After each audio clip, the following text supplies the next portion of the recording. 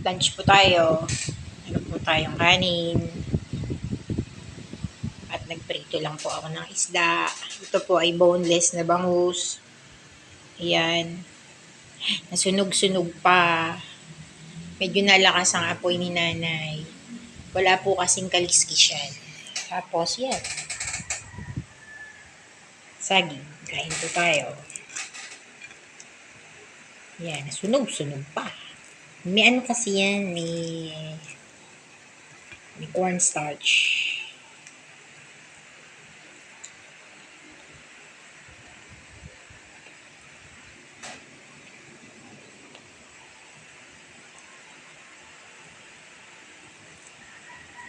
Tapos may paminta. Merong suka.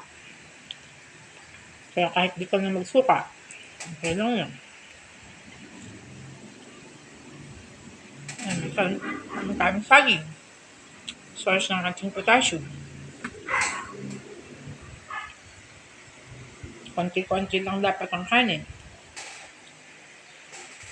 Kasi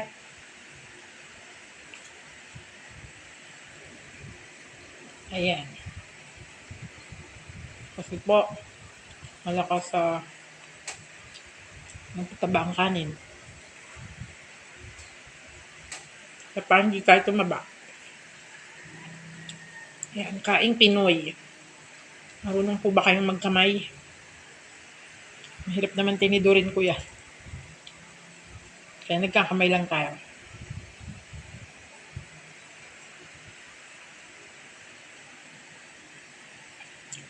Ito po ay binabad ko sa suka, paminta, bawang.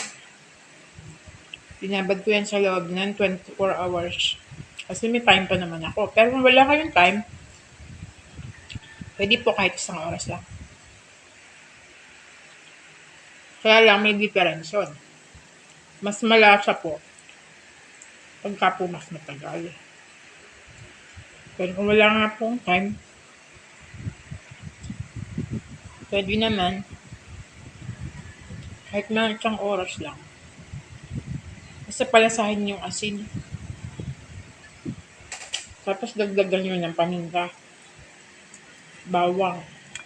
Dodouble natin yung ingredients kasi sandaling oras lang yung gugugulin natin. Yan po. Almusal.